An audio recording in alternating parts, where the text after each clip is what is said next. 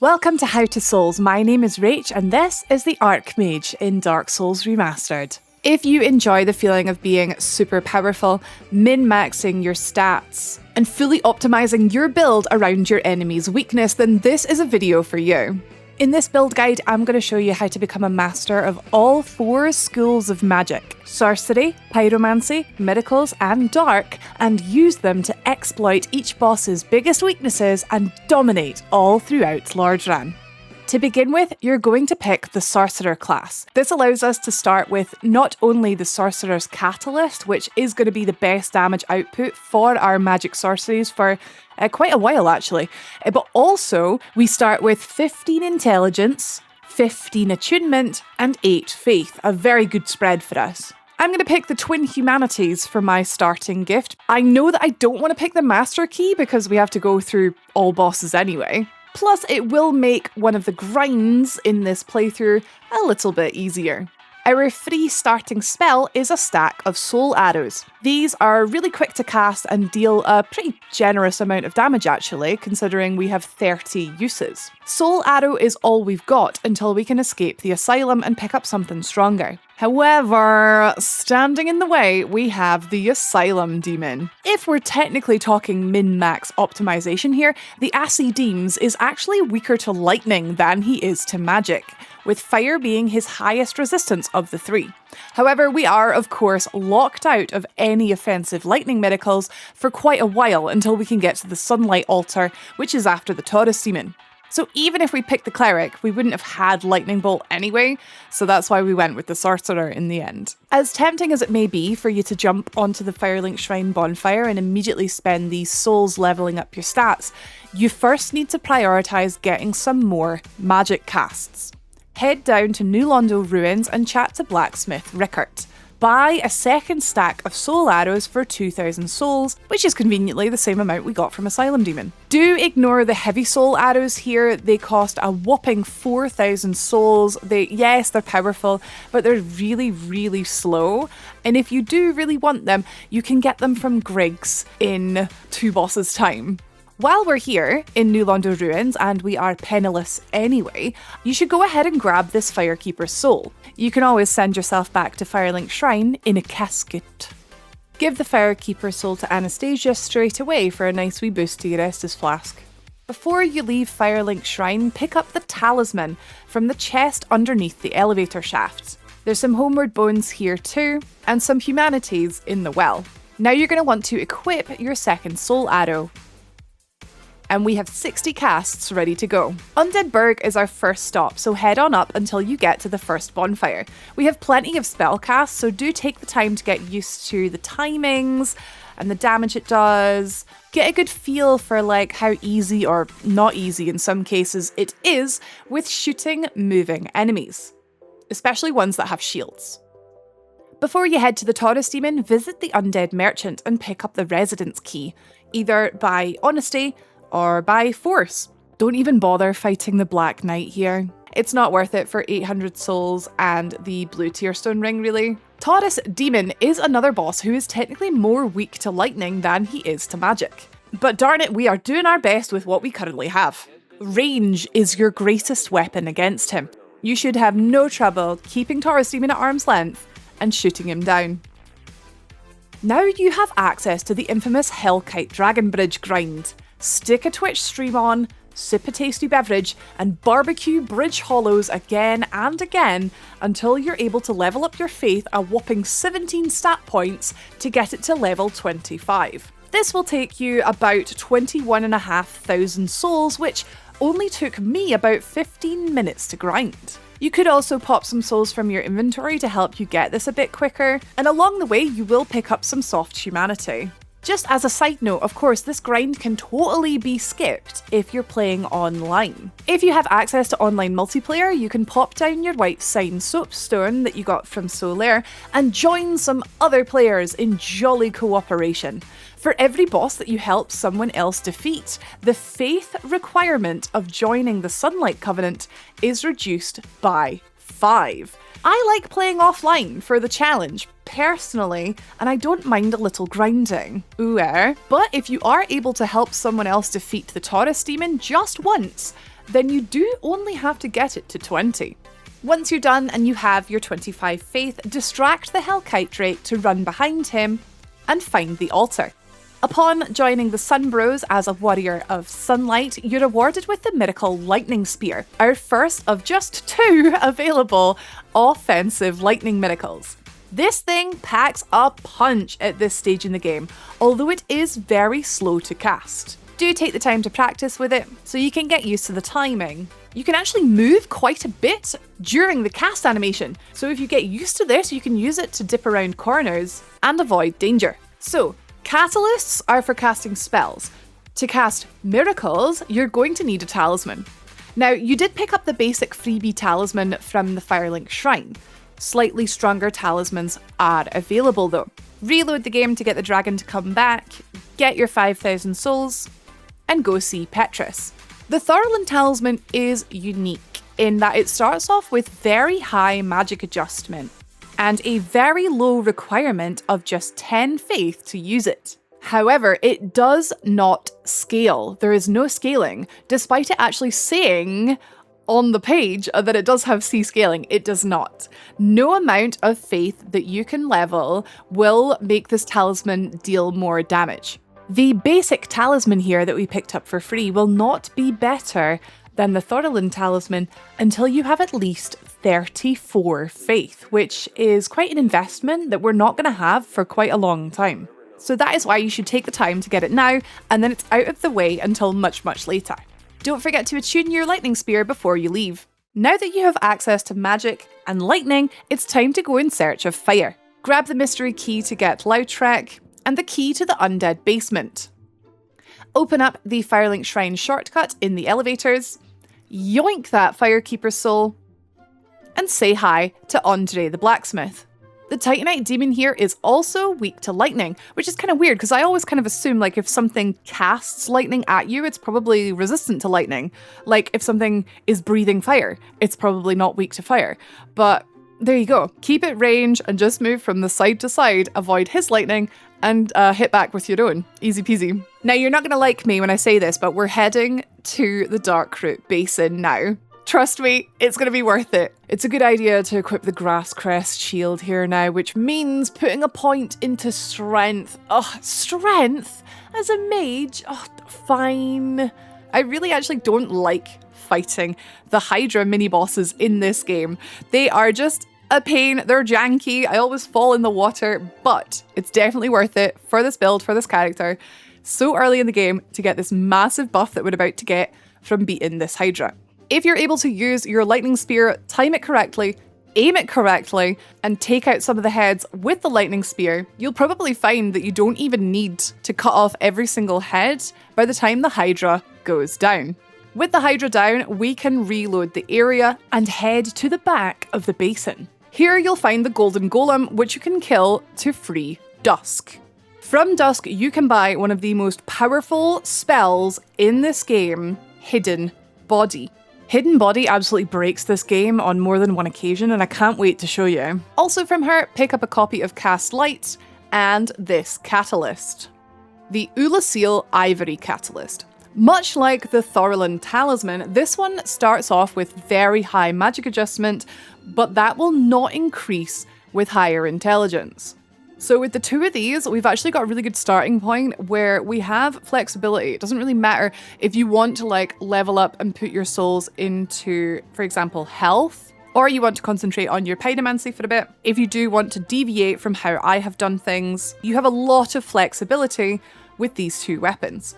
Head on back once again to the back of the basin to pick up the Crown of Dusk. This, when worn, will increase your sorcery, miracle, and pyromancy damage by 20%.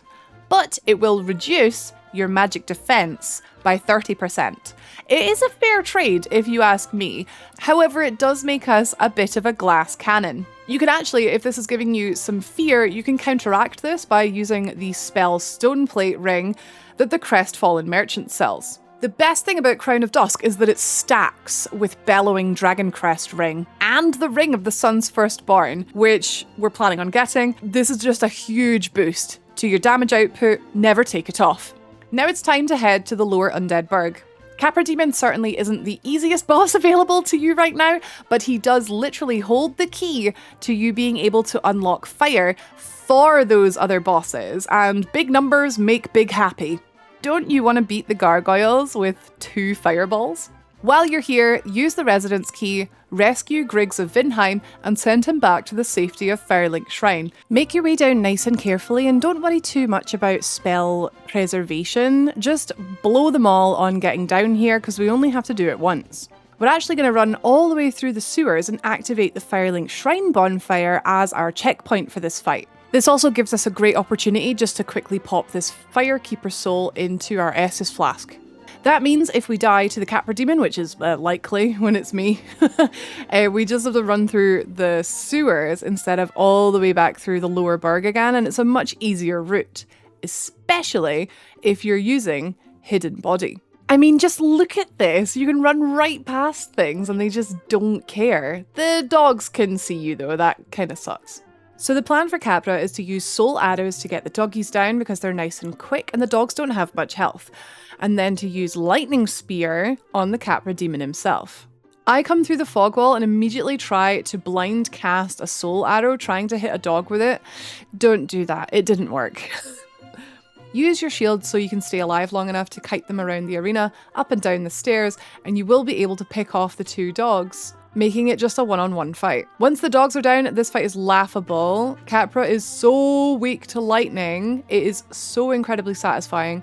Make sure you've got enough time to line up your cast, and then let absolutely rip. He'll go down in just 2 and a bit lightning spears, which, just felt so good. I've played this game so many times, I have never had a dog get stuck in the wall like this. I cannot believe my luck. I feel like I didn't really earn the victory on this boss because of this, but I will absolutely take it. With this key, enter the depths and free Laurentius. He'll now travel back to the Firelink Shrine, and you'll travel there with him. It's a lot of running back and forth, but trust me, it's all in the name of being as stupidly powerful in as few bosses as possible. Chat to Laurentius in the Firelink Shrine, he will award you your Pyromancy Flame. Now yes, you could have had this from the beginning if you'd started as the Pyromancer. However, the stat spread wasn't as optimal, so that's why I decided on the Sorcerer in the end. So Laurentius here will allow you to trade souls to level up your Pyromancy glove. Pyromancy is a little different to Sorcery and Miracles in that it is not influenced by any of your character's stats. The damage you deal with Pyromancy is only influenced by the level of your Pyromancy glove. Higher level, higher damage. It's pretty straightforward. Leveling up the Pyro glove costs a huge amount of souls, however. It's a big investment, but it is for big reward. Before you jump into leveling up your glove though, you first want to buy Fire Orb and Combustion. Combustion and later on Greater Combustion are, in my opinion, possibly the greatest pyromancies in this game. What they lack in range, they make up for in just being a big heckin' shotgun to the face. Big numbers make big happy, like I said. At the back of Firelink Shrine near Petrus, you'll notice that Rhea and her pals have arrived. So chat to them in order to continue their questline. If you haven't done so already, now is a great time to level up your attunement. Not only will it grant you a 4th spell slot at 16, but also a 5th slot at just 19. 5 slots will be more than enough for you for now.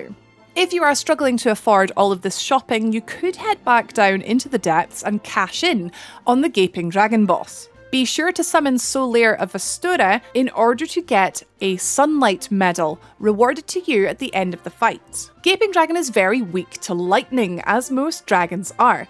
Between you and Solaire chucking bolts at her, she'll fall with very little issue.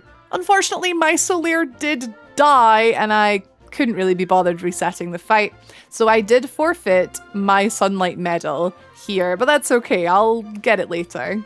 At your earliest convenience, go back to the Firelink Shrine and buy from Griggs the Bellowing Dragoncrest ring. It costs quite a lot of money, 20,000 souls, but you want to get this as soon as possible.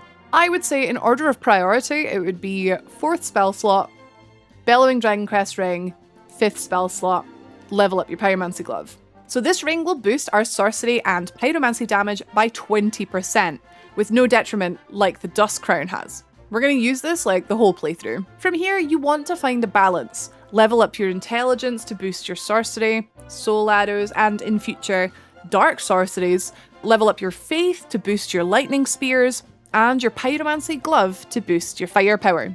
Thanks to the Ulasil Ivory Catalyst's raw unscaling magic adjust, and similarly with the Thorolund Talisman, intelligence and faith are slightly lower priority until you have enough spare souls to boost them straight up to 30. Hopefully that makes sense to you. Just copy what I'm doing on screen. Trust me. Take your newfound firepower and set Moonlight Butterfly alight. Don't bother summoning Witch Beatrice for this, she only ends up making the fight drag on longer by boosting the boss's health. You have more than enough power to take this thing down pretty quickly. Next on the chopping block is the Stray Demon, who is weakest to lightning.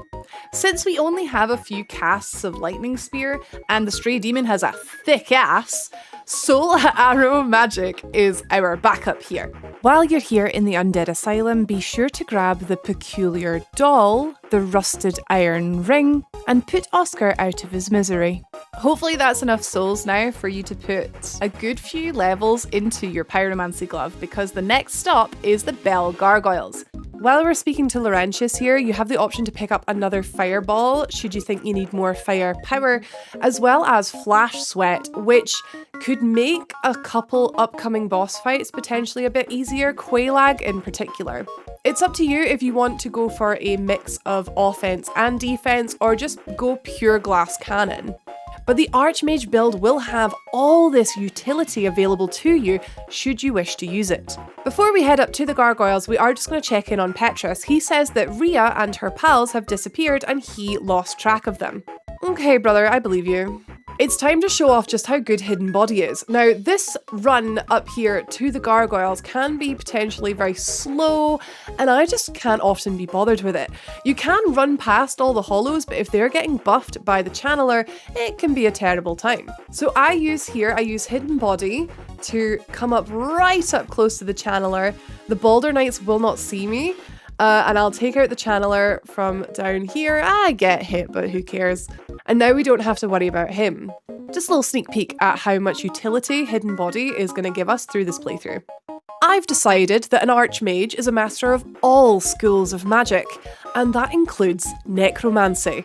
So head on round and free Lautrec from his cell and set all that quest in motion. We can also pick up a Humanity here from the barrel. Humanity pickups are important on this playthrough because not only are we focusing Pyromancy, but also be quite nice to save Solaire for a change. Okay, now it's time for you to quickly dispatch the Gargoyles. These guys are super weak to fire, and if you summon Solaire once again, you could summon Lautrec if you like, but don't summon both of them, don't bother. The more summons you bring, the more health the boss has. And again, Solaire, should he survive the fight, will give us a Sunlight Medal. The Gargoyles go down in just 2 fireballs, which is immensely satisfying for a boss that used to give me so much trouble once upon a time. This is why we left these guys so late. You owe it to your past self. With 1 Bell of Awakening rung, it's time to head to the second. You'll want to equip yourself with a variety of heavy hitting spells and weaker spells that you have more casts of. That way you can switch between them to optimize your casts, depending on what it is you're fighting. I pop every single soul in my inventory before this long trip down to Blighttown, just to see if we can get any more extra levels. Here's how my stats are looking so far. Yours are hopefully around about the same. I do think it's time that we should probably bite the bullet and both of us level up some vitality. Griggs of Vinheim has a couple of utility spells that are worth talking about at this time. One of these is Oral Decoy. Now, I can think of one instance where this might be useful, and that is the Anor Londo archers, but I just parry them, so it doesn't really apply to me, but it's worth keeping in mind for yourself. The other is Magic Shield. If you are finding the glass cannon just isn't really working for you, then please consider Magic Shield. No matter how rubbish your little shield is, and bear in mind you will have a rubbish shield because of our low strength and endurance, this will turn a rubbish shield into a fantastic shield for a few seconds. So depending on what you're fighting, it can really buff your defenses. Lautrec is here now, just sitting checking out Anastasia. I'm going to do his full quest because of the necromancy gag, but mostly for Anastasia's armor set. It is the best light armor set in the game when fully upgraded. However, other just as good armor sets are available, so if you'd rather just kill him now and get the Ring of Favour and Protection, be my guest. Venture once again through the depths and down to Blighttown. Before you head down, make sure you are equipped with some poison moss clumps to remove poison. This is the most infamous area in the game, so try not to get too frustrated. Simply follow the route that I have mapped out here to grab the bonfire, and then you want to go round here to pick up the Power Within Pyromancy, very important, and then make your way down to the bottom level to get your final checkpoint before Quelaag. Here, if you reverse hollowing, you'll get invaded by Maneater Mildred. If you defeat her, then she will be available as a summon for Quelaag's boss fight. Summon her if you're feeling a little bit unsure about this fight. As long as Quelaag doesn't start with her leaping spit attack, I find her to be not too bad. Keep your distance and we're going to chuck lightning at her. Lightning is her biggest weakness. If you are able to somehow hit the human part of her body, she'll be stunned and you can easily get another cast in.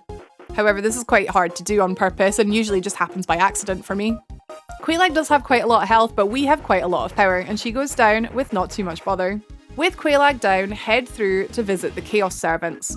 Join the Covenant and receive Chaos Fireball. This pyromancy takes 2 slots to equip, but it deals a ton of damage and leaves a little pool of lava on the ground. I love this spell. Time for me to make a couple of wee mistakes here and teach you, in fact, how not to souls. Quelana, the most powerful pyromancy trainer, appears here in Blighttown once your pyromancy glove reaches +10. Since mine was only at +9, I decided that I would run all the way back to Firelink Shrine to level it up. But what I had totally forgotten was that Angie, servant to the Fair Lady, also allows you to level up your glove here. I don't know, I guess I totally forgot this guy was actually useful. My second mistake was I go for the Firekeeper soul here and totally underestimate these enemies, and not using my spells to their full potential, I just splat. It went terribly. You should, in fact, make full use of Hidden Body here. These guys have such low health that if you can creep up on them, one spell and they're gone. You can safely grab the soul and do it much, much better than I did. Once I arrive in Firelink Shrine, I pick up the Dingy set. Now, I've talked about this before, this is from the corpse of Anastasia, and we get the Black Eye Orb to avenge her death, should you choose to do this quest with me. The bonfire here is now inactive until we can restore the Firekeeper's soul here. Because you are now in possession of a Chaos Pyromancy, the next time you speak to Laurentius, he's gonna go, "Oh, where did you get that?" You must refuse to tell him. Do not let him in on the secret of where you found this pyromancy. If you tell him, he'll go looking for it for himself, and it will result in his demise. So I get my glove to level 10 and I head back down to Blighttown. I definitely should have used a homeward bone here to return straight away to the Daughters of Chaos bonfire. Hey, maybe I should level up my IRL intelligence stat.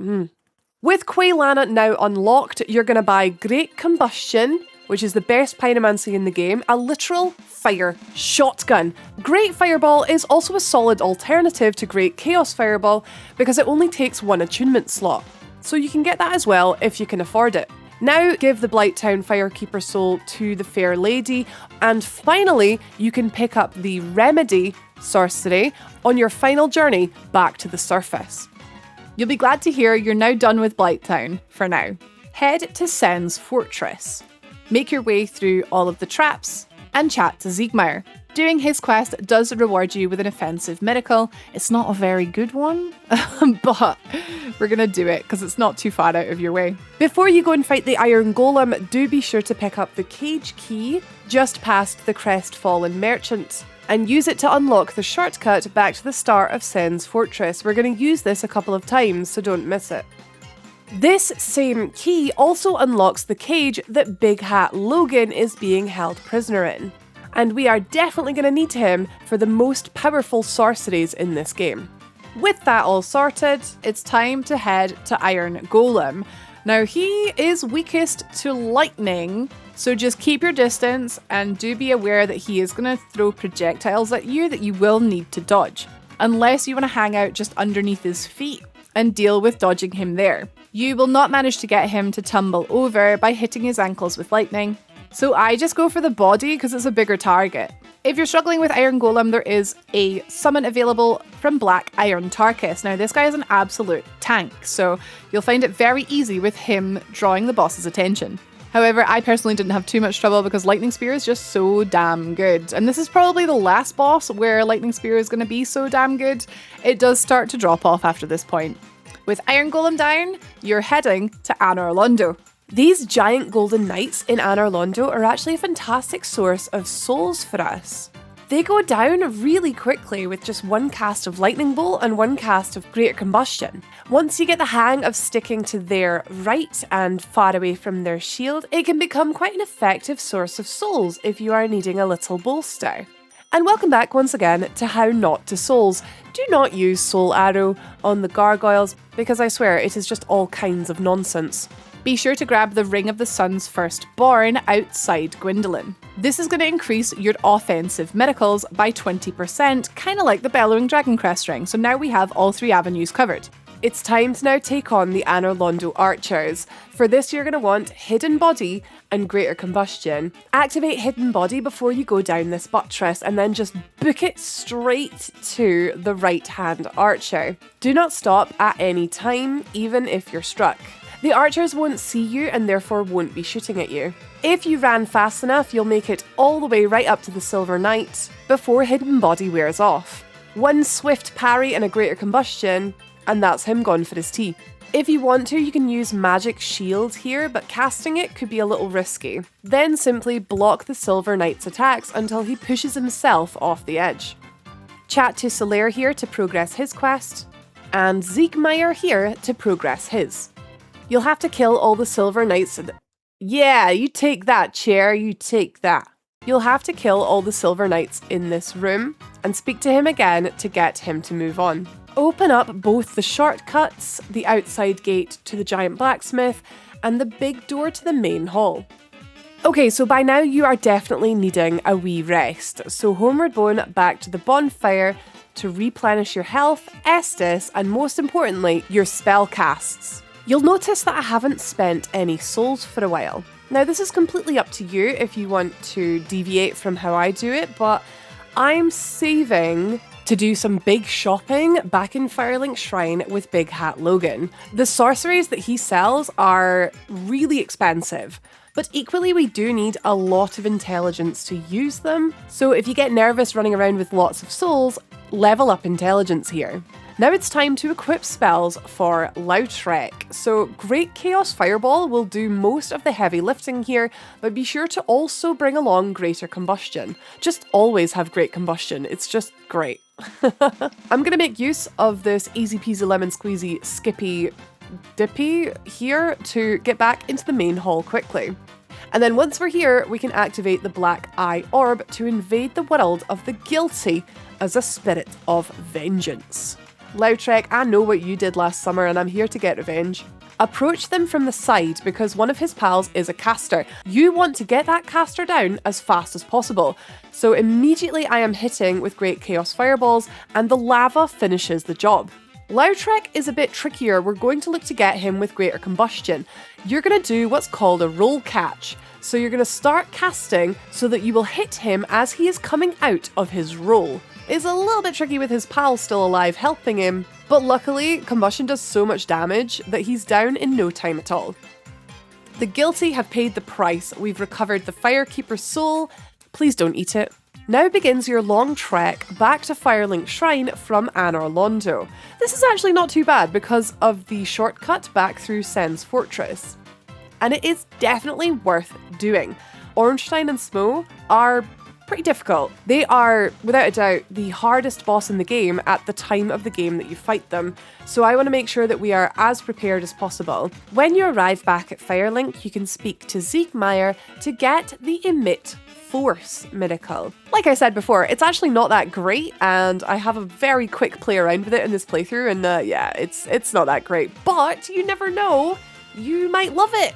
So now you have it. And it was minimal extra effort. Restoring Anastasia's soul to her body, now with added tongue. And the Firelink Shrine bonfire is back, which, it's a welcome comfort in these trying times, isn't it? Big Hat Logan is now here in Firelink Shrine, and we're going to buy some things from him. Number 1 is Soul Spear. We won't be able to use this for quite a long time because it requires a huge intelligence investment that we haven't really been doing up till now. Not that many bosses are weak to magic in this game, so it turned out to be quite suboptimal. But we've got it now. The next thing is Great Heavy Soul Arrow, which is basically like our upgrade to Great Soul Arrow. It does way more damage, but it is much, much slower. With the remaining souls, I have a bit of a change of heart, and I decide that my Pyromancy glove is probably nice and high enough as it is at plus 10. I'm fairly confident fighting Ornstein and Smoke, so I chose instead to start putting points into intelligence with the hope that we can hit that Soul Spear soon. A couple more points in vitality would not go amiss either. However, this is something that, upon looking back over the footage, I think was not the right move. I encourage you instead to invest those souls into your Pyromancy glove and get it as high as possible. Plus 15 would be lovely. Attune some sorceries as well as Hidden Body and Great Combustion, and head down into the Catacombs. But Rach, we were in Anor Londo. What are we doing? We're going in a completely different direction. Trust me, if you have ever struggled on Ornstein and Smough before in your life, you are going to love this revenge. I have died. Make your way through the area until you get to the hidden bonfire. From this bonfire, turn over the spiky bridge, cross it, and go through the fog wall. Once you're through the fog wall, apply Hidden Body. Head down to the bottom of the room and we're looking for this broken brick wall. Punch your way through the wall and head on in. Rush quickly and carefully to the back of the room, watching out for this giant skeleton, and pick up the Dark Moon Seance Ring. This ring not only gives us a sin-free way of visiting Gwyndolin, but also when we wear it, it will give us an additional attunement slot, something that will be very useful for us later on in this playthrough. From here, you can either die, which is actually quicker, or scramble out up the ladder. Go back on yourself to this previous room before the bonfire and head down the spiral staircase. Walk off the edge and make your way down to Vamos. This bonfire here is the best thing about Dark Souls Remastered. If you're playing on Prepare to Die Edition, I am so sorry. This will allow us to warp back here later when we come back here after placing the Lord Vessel. Now you're gearing up to fight Pinwheel, who is weakest to lightning. Don't forget Hidden Body because it makes the scary bone wheel skeletons absolutely oblivious. You'll also want to remember to bring Cast Light, which I did personally forget here. I really thought Lightning Spear would one-shot Pinwheel at this stage, but not quite. 2 casts and that was a close one. And we have the Rite of Kindling. This will allow you to upgrade your bonfire to give you 20 heals from your Estus Flask. Huge for a fight like Ornstein and Smough. Because I forgot to bring Cast Light with me, I do have to pop back to the bonfire and quickly attune it. Once you get back to the Tomb of the Giants, pop on Cast Light and it's much easier to see. You're going to want to probably just run past the giant skeletons because they are hard. Pick up that bloodstain, nobody saw that. Head on down the tombstones until you get to the bonfire just beside Patches. Since this is the first time we've met him, he'll ask you if you're a cleric. You're going to want to answer no, even if you actually are. He is an absolute bro and tells us about some nice treasure just over there, just over that cliff. Oh wow, who saw that coming? Down in this pit, you will find our 3 cleric friends. First up is Rhea, who warns us that her 2 pals have gone hollow. Dispatch them quickly and painlessly and head back to Rhea to tell her the good news, and this will progress her quest. When you make your way back up to Patches, he asks for your forgiveness. If you say no, he's like, oh, well fine, what if I give you this twin humanities? Thanks for that, that'll be useful. We have one more thing left to do here in the Tomb of the Giants before we get the heck out of here. Follow this path from the bonfire, pop on Hidden Body to make it a little bit safer, to the right of the first skeletal dog and through the fog wall. Straight ahead towards the shiny that you can see in the distance, and roll off the side, or be pushed off the side in my case. Head straight across to another shiny just a little bit further. Once you pick this up, you will be suddenly surrounded by enemies, but with hidden body, it kind of breaks them a little bit. This is the covetous silver serpent ring, and this will allow us to receive 20% more souls from defeated enemies. Heck yes, this is a build that needs a lot of souls invested, so picking this up is really going to help us. From here, it is a slow, painful, somewhat dangerous climb backwards out of the Tomb of the Giants and the Catacombs. Take your time, make use of hidden body, rest at each bonfire on the way to recover the charges, and you should be back in Firelink Shrine in no time. Continue on up the elevator back to the Undead Parish to once again meet up with Rhea, who is now available as a merchant, selling the strongest miracle in the game. This is Wrath of the Gods. It has such a low faith requirement and does such massive damage, but does deal magic damage rather than lightning damage. It's also so cheap to pick up, just 10,000 souls, and only takes up 1 attunement slot. Also from Rhea, be sure to buy the Homeward miracle. Seek guidance? Hi, Lib. It is brutal, I know, but Rhea has now outlived her usefulness in life and she will be much more useful to us in death. On her corpse, you will pick up a whopping 7 humanity and the Ivory Talisman. The Ivory Talisman will outperform our Thorolund Talisman once we reach 35 faith. So this is our late game talisman. Feel free to pop a few souls out of your inventory because we're trying to get faith to 30. And then it's back up through Sense Fortress to get back to Anor Londo. Travel to the Giant Blacksmith. This is your chance now to buff up on your defense before you go and fight Ornstein and Smo. ONS being a duo fight is a situation where you can really benefit by just ignoring things hitting you and just going full on the damage because you want to try and get one down as fast as possible. Focus more on the chest and the legs than you do on the gloves because you get more return from these 2 slots. In the end, I managed to get mine up quite high, which I don't even think was really that necessary, but better safe than sorry. This inner Anor Londo bonfire here is going to be our respawn point for Ornstein and Smo, so you're going to want to rest here. Not just that, you're also going to reverse hollowing, and you're going to kindle. Kindle this bonfire a maximum of 3 more times so that you have 20 charges of your Estus flask. This is really going to give you a lot of room for error. Because I'm doing Solaire's quest, and because he gives you a sunlight medal, and because he absolutely trivializes this fight, travel across to his summon sign and bring him along for the ride. Time for Ornstein and Smo. What you're going to want to do is use the pillars around the room to separate you from the bosses. Watch out for Ornstein's initial charge attack because it can be a little bit glitchy. Hide behind a pillar and then when it's safe to do so, apply Power Within. Now all that there is to it is to use all 3 casts of Wrath of the Gods on Ornstein. Do be careful to keep an eye on your health because you are probably going to get hit here by being so blasé. Ornstein has really low health, so he goes down very quickly. And then it's on to phase 2. While Ornstein is weak to the magic of Wrath of the Gods in phase 1, Smo, because he absorbs Ornstein's lightning damage, is now weak to fire. So you're going to get up right in his crotch and you're going to spam Great Combustion. Thanks to Solaire tanking the aggro, you should be able to get a few really easy hits in here. The only real dangerous move here is if Smo flies up into the air and then comes down with a big electric butt stomp. Just make sure you roll out of the way of that because you're quite squishy. Squishy though you may be, your DPS is insane and the 2 of them go down very, very satisfyingly quickly. Go upstairs for the Boob reward and the Lord Vessel. And now you have the ability to warp to specific bonfires.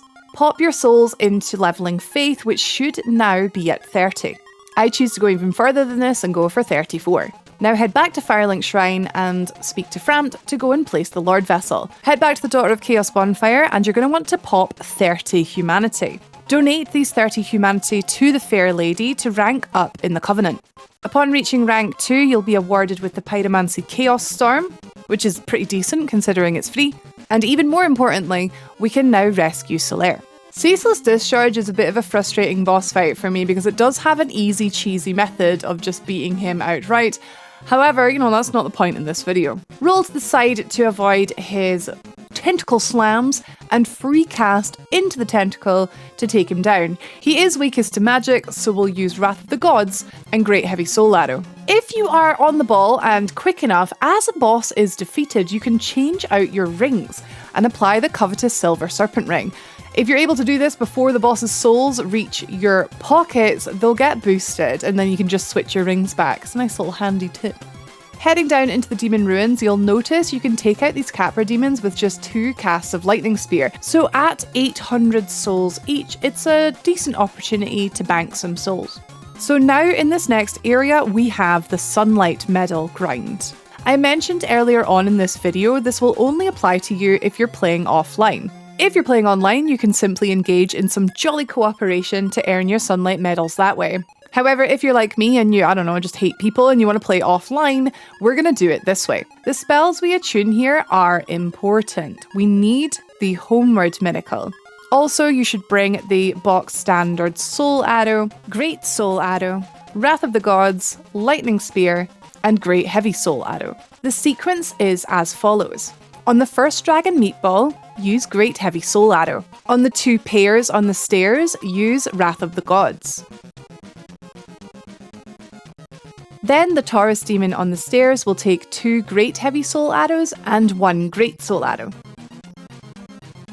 The Centipede Demon down here will take 2 Lightning Spears. You don't have to kill this, but it drops 900 souls. And finally, the last 2 Dragon Meatballs at the top of the stairs here can get a Wrath of the Gods. This little routine ended up making this little soul farm not terrible, maybe even almost enjoyable. Once you reach the fog wall that goes through to Demon Fire Sage, stop and take a right. Head down the tree roots here to reach the Chaos Bugs. Equip the covetous gold serpent ring and pop 10 humanity to maximise your luck and discoverability.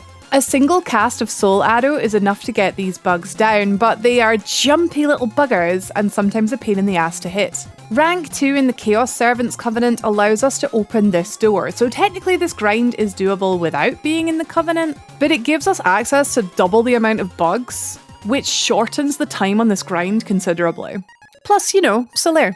The bugs have roughly a 5% chance at dropping the Sunlight Medal, but this does go up thanks to our high discoverability stat. Once all the bugs are dead, loot the corpses and cast Homeward to go back to the bonfire. Here it's a case of rinse and repeat. And like I said before, you can treat this as both a soul grind and a Sunlight Medal grind. Once you have 10 Sunlight Medals, travel back to the Sunlight Altar. Solaire will be here now, and he'll welcome you with open arms back into the Sunlight Covenant. Offer the 10 Sunlight Medals to the altar to rank up in the Covenant.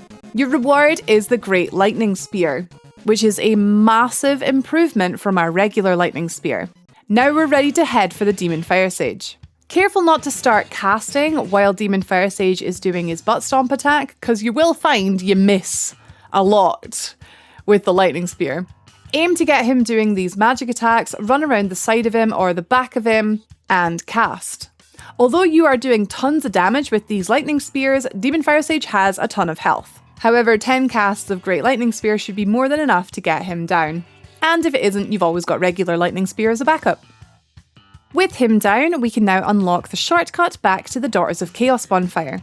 You have a lot of souls now from that grind, so head out and chat to Quaylana back in Blighttown. Pour every single one of these souls into your Pyromancy glove. I was able to get mine to plus 15, pop a couple souls from my inventory, and then ascend it to the upgraded Pyromancy flame. This thing is going to pack such a punch now, so let's go and put it to the test. The next boss, which is considerably weakest to fire, is Gwyndolin. We already picked up the Dark Moon Tomb bonfire earlier in this playthrough, so we can go ahead and just warp straight there. And because we have the Dark Moon Seance Ring, we can access Gwyndolin peacefully. The peace doesn't last long, of course, because as soon as we head through that fog wall, it's time for violence.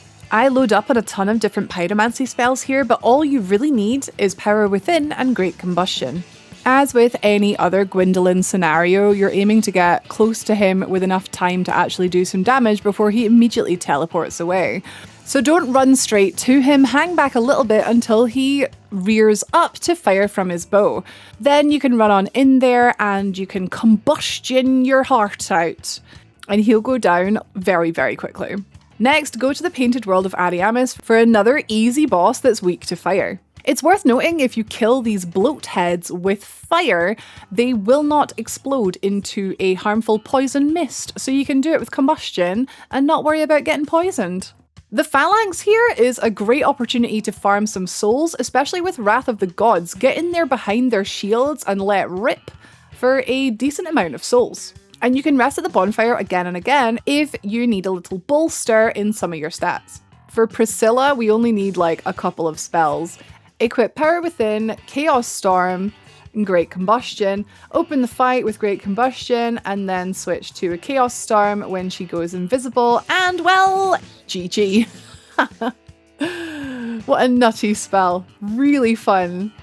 Because we already beat Gwyndolin, Homeward Boning doesn't take us to Gwyndolin's bonfire, it takes us to the Anor Londo bonfire, where the Brass Lady lays in wait. Another cast of Chaos Storm, and that's her Bit the Dust also. Grab her Firekeeper soul and we'll give it to the next Firekeeper we see. So because we can't use that bonfire anymore now either, we're going to have to run to the Duke's Archives to warp out of here. Stop before this corner and use Chaos Storm for a rather hilarious kill on this armoured boar.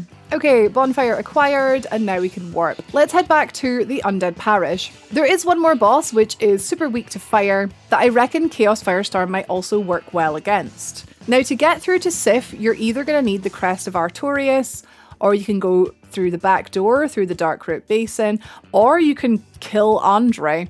I opted to just head through Darkroot Basin because, I don't know, I guess I wanted to go for a walk.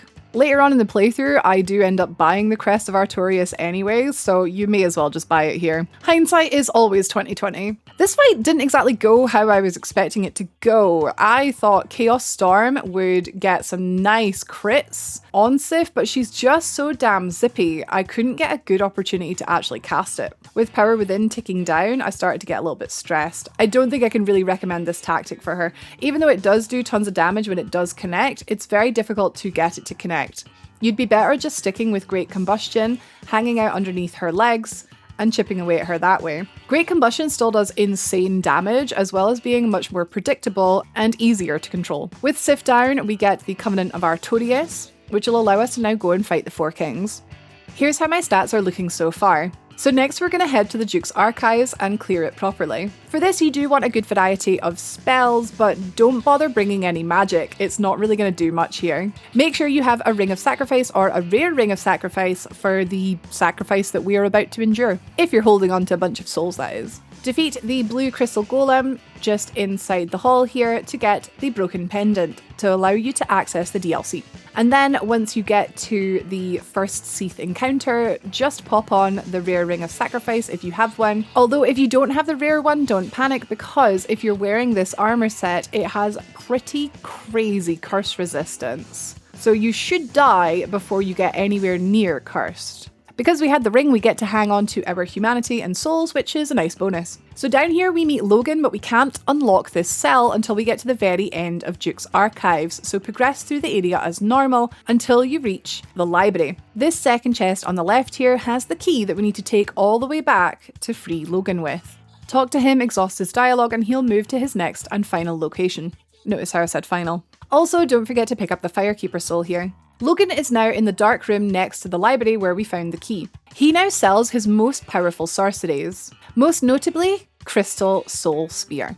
And Crystal Magic Weapon, but that's not relevant for this build. Crystal Soul Spear is the most powerful pure sorcery in this game, I guess, unless you count White Dragon Breath, but I never really liked that one. It costs 50,000 souls, which is a heck of an investment, but more so, it costs 44 intelligence to even cast, so it's a big investment, but we do want to make sure that we pick it up. So pop a few souls until you can get to 50k, pick up Crystal Soul Spear, and once again, this NPC is more useful to us dead than alive, so quickly take him out with some Great Combustion.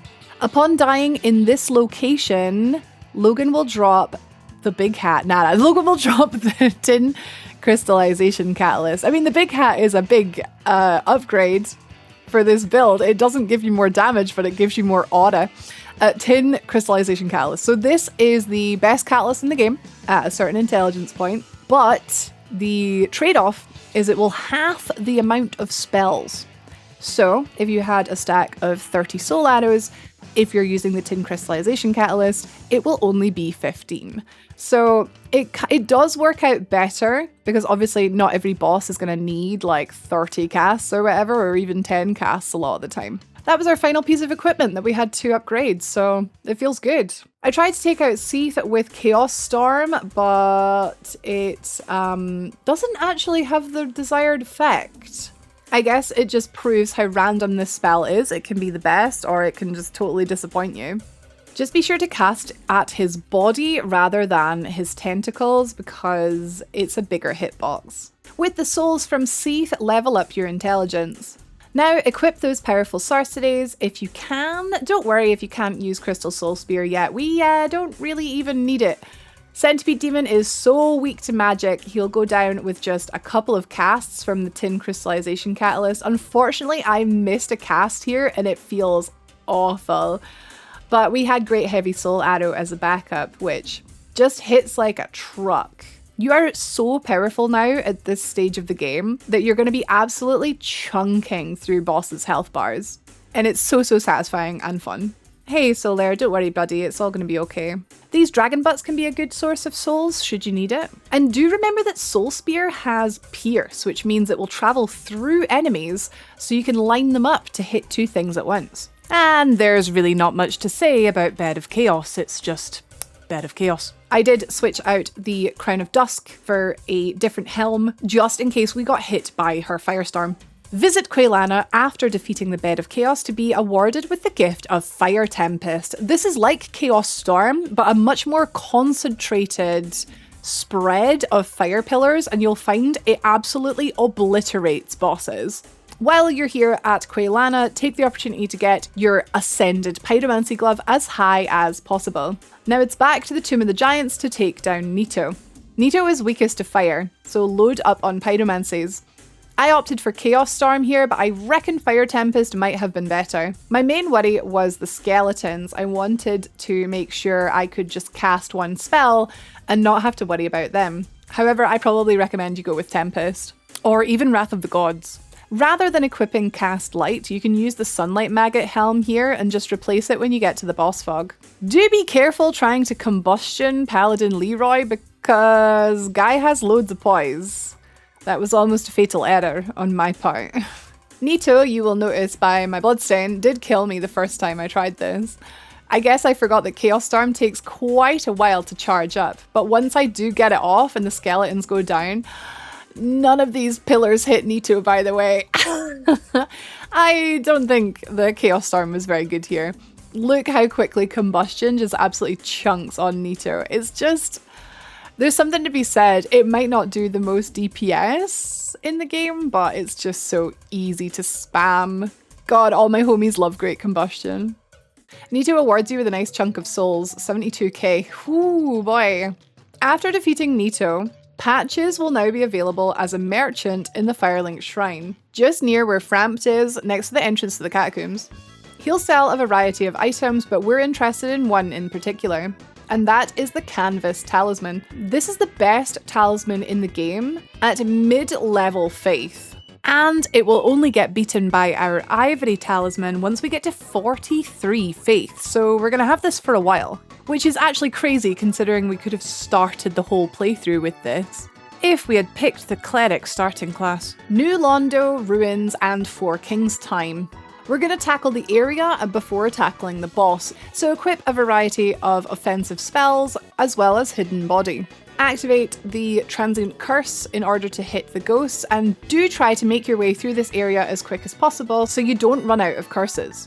Rather than going straight down into the Four Kings with our magic almost empty, I opt to Homeward Bone back to Firelink Shrine just to rest up and re-equip. So as for what kind of spells you want to bring to Four Kings, you have a choice between offense and defense. If you're pretty comfortable with dodging by this stage, just go full offense, bring Power Within, Great Lightning Spear, Great Combustion, etc. However, the Four Kings is a boss fight that can be absolutely trivialized with high defense and high poise. So instead of Power Within, consider instead Iron Flesh. This will make you overburdened, move really slowly, but have really high poise and defense for a time. With this, you can stand in front of the boss and just eat attacks and hit back. However, it won't be as strong as if you were using Power Within. So pick, depending on your confidence, between offensive and defensive. I've chosen to go pure offense, so we have Great Lightning Spear, Great Combustion, and Great Chaos Fireball. It's a good opportunity now to just pop whatever souls are in your bag and just eke out a couple more levels, either into Vitality, Faith if you want to boost your lightning damage, Intelligence if you want to boost your magic damage. Don't forget the Covenant of Artorias before you jump down, and the Ring of the Sun's Firstborn because we're mainly concentrating on lightning here. Apply Power Within immediately and walk forward waiting for the first king. Even though you are a ranged character, you do still want to hang out as close as possible to the kings to take much less damage from them. Great Lightning Spear is hitting for almost 1,000, but unfortunately it just takes so long to cast that we're gonna get interrupted quite a lot. So suddenly that defensive setup doesn't seem so bad. If you're nice and quick, you can manage to get a bonus Lightning Spear in as the king is disappearing. And your damage should definitely be high enough to have a nice little break in between Kings 2 and 3. Luckily, I didn't have to deal with the magic attacks too much because that would hit us really hard because we're wearing Crown of Dusk. So I guess I got pretty lucky there. Overall, not the easiest fight for the Archmage, but still went down pretty quickly. What is definitely not going to be easy or quick is the DLC. With every boss now done in the base game, it's time to head to Ulusiel. First up is the Sanctuary Guardian. Even though he's technically standing in water, which does nullify the damage of fire quite a bit, he still has pretty low HP, and it doesn't take too long for Great Chaos Fireball and Great Combustion to do their job. If you're able to cast while the Guardian is mid-attack, you'll get a nice critical damage boost as well. Here's how my stats are looking so far. With its Guardian down, head into the Sanctuary. Artorias, my beloved. This fight is the hardest in the entire game for this build, purely because of how fast he is and how slow we are. Power Within just doesn't really work here with this build because it forces us to be more aggressive in both searching for damage windows and healing windows. And Artorias doesn't give you many of those windows. In the end, I opted not to use Power Within. Although he is technically weakest to lightning, lightning is technically our weakest spell because of how long it takes to cast and how easily it can miss. Also, it does just 450 damage, so it's not even that much to write home about. His next biggest weakness is fire, and Great Chaos Fireball is hitting a lot harder. So we're going to be heavily limited here on when it is safe to cast Great Lightning Spear. Pretty much the only safe window is when he rolls away backwards twice to start casting his buff. And pretty much no time other than that. 2 strikes of Great Lightning Spear while he's buffing. Artorias will take reduced damage while he is buffing up, but it's still free damage even if it's reduced. Outside of those very, very small moments, we'll be using Great Chaos Fireball and Great Combustion, dodging all his moves perfectly and only retaliating after certain ones. And keep your distance to try to get him to do a jumping attack. All in all, a pretty hard fight for this build, and the main reason that we didn't come to the DLC sooner. There's a pretty great reward after this boss, and that is Dark Sorcery, and it would have been nice to have that nearer the start of the game, but Artorias was always going to be our roadblock, really. Yeah, this one was hard, so GG. Another cheeky point into intelligence, just because now they're both 42 and that makes me happy. Very, very important for this area is Hidden Body. This is where Hidden Body really shines. It allows us to skip pretty much the whole area. Couple parts that can be quite difficult, really slow us down. We can just run straight through. The catalyst we were using, Tin Crystallization Catalyst, halves the number of casts that we get of spells, which means we wouldn't get 3 casts of Hidden Body. We'd just get 1. So I'm swapping out to the Izalith Catalyst. I do just quite like how comically enormous it is. But also, if we do end up using it to cast spells, it's not bad. Be sure to pick up the silver pendant from Manus because we are super weak to magic. And head across here afterwards, using Hidden Body to get the drop on the sorceresses. and open the chest to find Dark Orb, our first of 2 important dark sorceries. Use Hidden Body again to get through this narrow walkway here. Easy peasy. And then again down these stairs without anything coming for you. After picking up the key to visit Hawkeye Goth, use Hidden Body a final time to just quickly escape this area. After resting at the bonfire to replenish your Hidden Body cast, so you can use it here to just completely bypass this quite tricky area. It's so satisfying just seeing everything go, huh? Must have been the wind. Lure out the chained prisoner. We want him to be as far away from the elevator as possible before dashing back to activate it.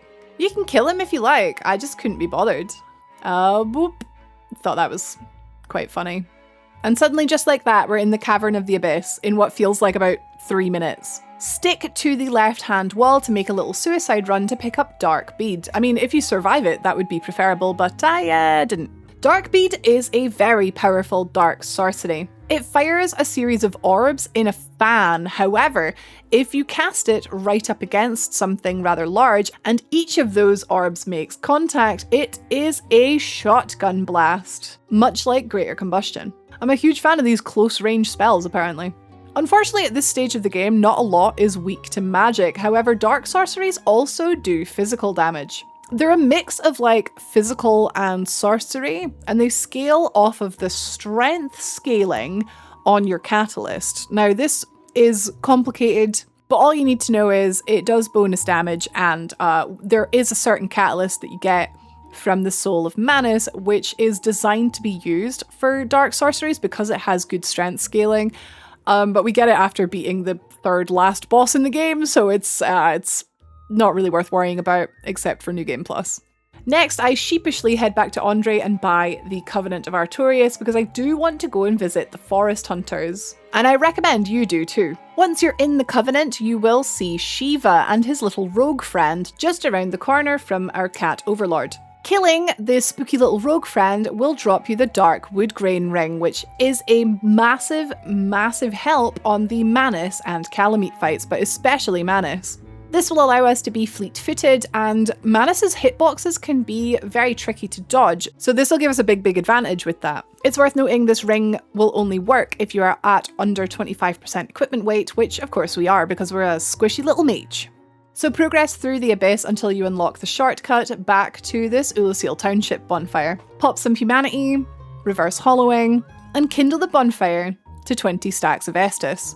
We'll use this bonfire for both Manus and Kalameet, so it's definitely worth kindling. Spells-wise, we're going to be using Manus's Dark against him because it's actually very effective against him. He is most weakest to physical, and damn it, I just want to use my nice shiny new Dark Sorcery toy.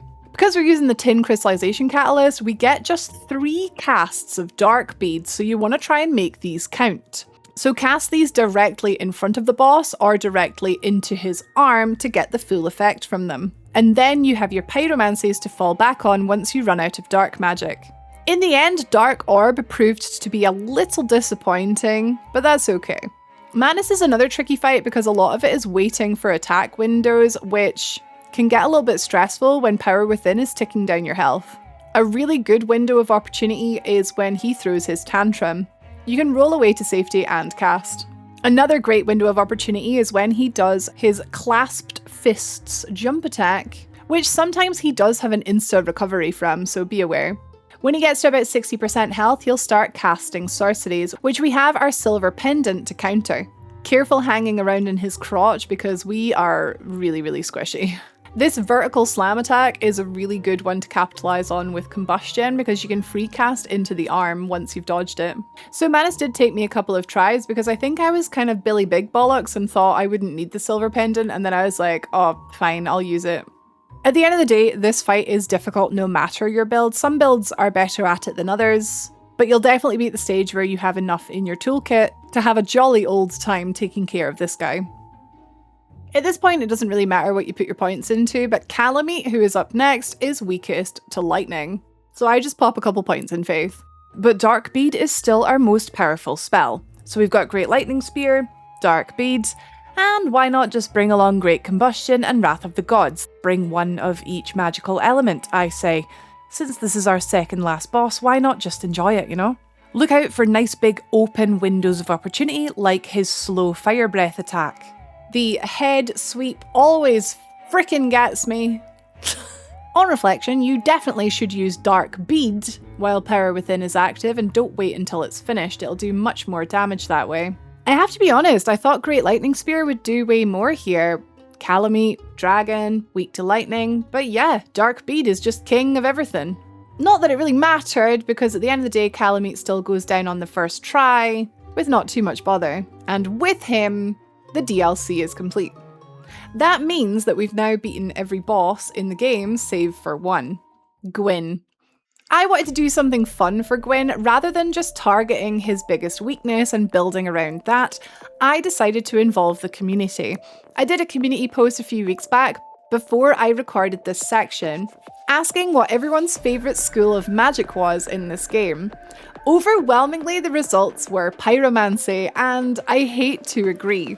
With my experience from all four of these schools of magic, I mean, Dark Bead really carries, but it's so late in the game that it's really hard to rank it above Pyromancy, which you can get literally as your starting class.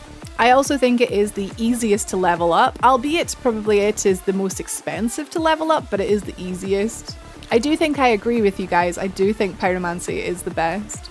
In Dark Souls 1 anyway. So, with the results of this poll being Pyromancy, we're going to fight Gwyn, the final boss, using Pyromancy. Now, let's just leave aside the fact that Gwyn's biggest weakness is in fact fire, and I was chuckling away to myself because I was like, oh, really? Oh, you sure you don't want me to make this really hard for myself, guys? Okay, we'll do Pyromancy.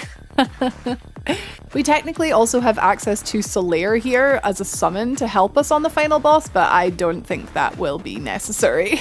All you'll need is Combustion and Greater Combustion.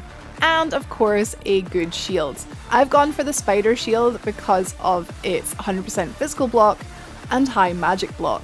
The Hornet Ring, which boosts the critical damage of riposts, which, you know, is how you beat Gwyn, riposting him, does not work with Combustion. So rings wise, let's just pop on the Ring of Favor and Protection because we're doing something weird with this build. Why not go like doubly weird? Usually I have this ring at the very start of the game, so equipping it right at the very end of the game feels kind of naughty and I'm into it. Apply Power Within outside the door and get ready with Greater Combustion. What is very important for Gwyn is not to block his first attack. Roll instead through it. From here on, you're going to want to parry his two-handed attacks and counter it with a Combustion. His one-handed attacks are a little bit more difficult, so you might end up now and then needing to drink instead of cast.